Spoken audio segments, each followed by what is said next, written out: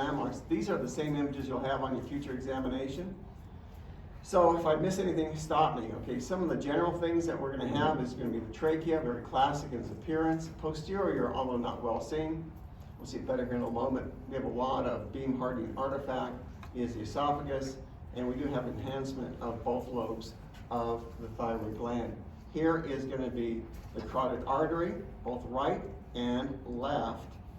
Here, as it turns out to be, and we'll see it better in a moment, is the internal jugular vein sweeping more lateral to eventually meet up with the subclavian vein. So again, trachea, thyroid gland, right common carotid, left common carotid, and in this case over here, we have the internal jugular vein on the right side. Going down, we have a level that's really kind of important. That means it'll be on the test. Okay. I'm going to start on the right side and go from anterior to posterior. By the way, this muscle over here, pectoralis major right over here, and the one little guy over here is pectoralis minor. We'll show it better here in a moment. Right common carotid artery here, right internal jugular here, right subclavian vein here, we'll see it better here in a moment, and right subclavian artery. Once again, right common carotid, right internal jugular, right subclavian vein, and smaller and posterior, the right subclavian artery. Here we have a lot of beam hardening artifact. It's going from axillary, eventually into subclavian, and somewhere in this mess it's going to join up with the internal jugular vein on the left side. Here is going to be the left common carotid, which is a direct branch of the aorta, and right over here, more than likely, this is going to turn out to be the left subclavian artery. Questions on this level?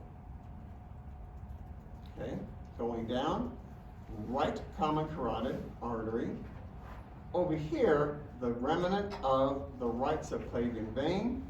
Already transition has occurred where the internal jugular vein has met up with the subclavian. This is the birth, lack of a better term, of the right brachiocephalic vein. Here and here, through partial voluming, is going to be the right subclavian artery. We'll look for the interplay between the right common carotid and the right subclavian artery. Of course, trachea over here, esophagus, left common carotid here, and left subclavian artery. Here is going to be left brachiocephalic vein. Pectoralis major, pectoralis minor.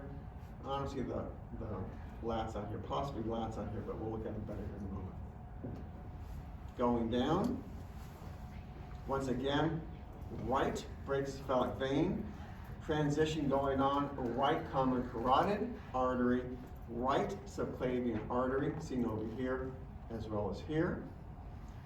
Trachea, esophagus, left common carotid, left subclavian artery, left brachiocephalic vein. Pectoralis major, of course minor, intercostals we'll look at better here in a moment. By the way, these are the traps back over here. You don't really see them well over here. We saw them better in the cervical spine area. Here's transition. This is where the right common carotid is going to join up with the right subclavian artery. When they become complete, that transition becomes complete, it will form the brachiocephalic artery. We'll look at that here in a moment.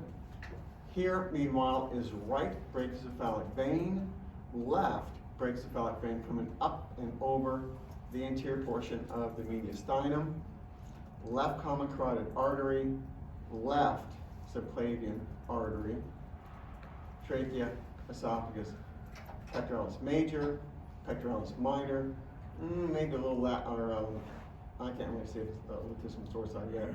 Traps are back over here. Of course, rectus spinae is always going to be posterior.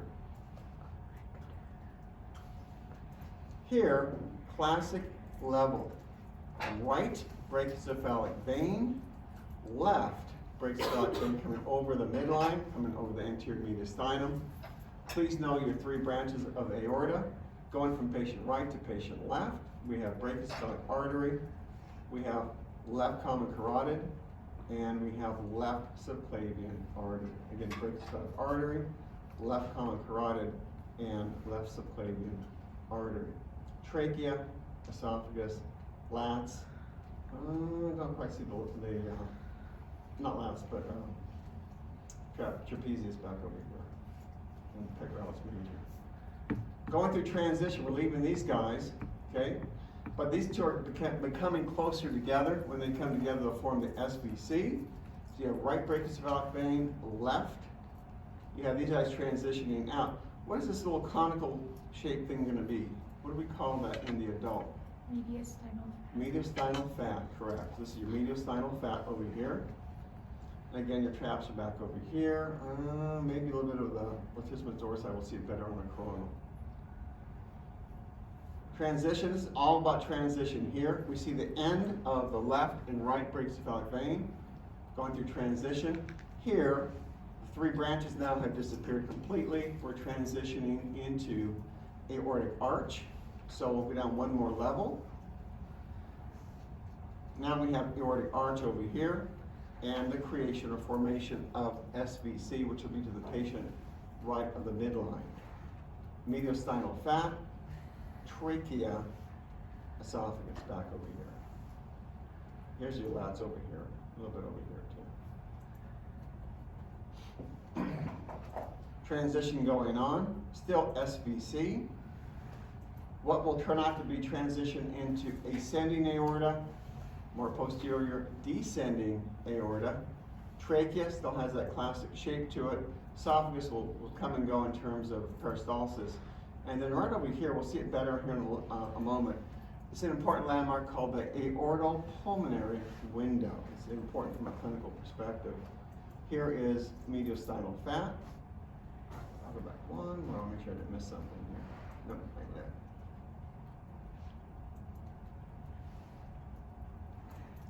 SVC, ascending aorta, descending aorta, not quite this ascus vein. We'll look in this area for the ascus vein right about here, but we'll make sure it's there before we call it. And again, aortal pulmonary window, important in terms of all the lymph nodes in this area. And of course, residual of thymus gland. Going down, early transition into pulmonary artery or trunk of the pulmonary artery, SVC, ascending aorta, descending aorta. The trachea moves from classic into the formation of the carina, so we'll start looking for that biocular appearance over here, not quite there yet. Esophagus is back over here somewhere, we can't quite make it out, and same with the ascus vein. Ascending aorta, descending aorta, the biocular radiographic sign or sectional sign of what we call the carina, which actually is a septum between the two. So here's your carina. SVC, and this little whisper of a density over here, right around the area of T4, T5 is going to be the arch of the ascus vein. We'll look at it better here in a moment. That kind of is what you expect to see. But here is a great image of ascus vein. It's going to be somewhat to the right of the midline adjacent to the thoracic vertebrae. In terms of the inverted Y, what we have is the trunk of the pulmonary artery here, which is the stem of the Y. And then inverted, you have right pulmonary artery here, and then left pulmonary artery. Again, an important level, going around the horn one more time, SVC, ascending aorta, trunk of the pulmonary artery, right pulmonary artery, left pulmonary artery, the biocular appearance of the carina, probably esophagus back over here, certainly the ascus vein here, and then finally descending aorta.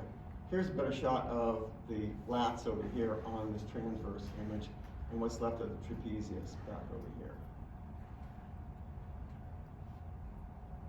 Transition going on. We're still getting a little bit of a left, and what happens with the left pulmonary artery, it drapes over the left main stem bronchus right over here, so it kind of has somewhat of a segmented appearance about it.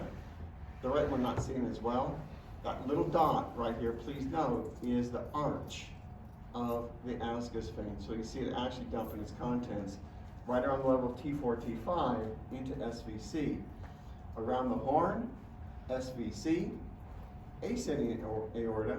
This is transition, what's left of pulmonary artery, both the trunk as well as the right, the left coming over this way.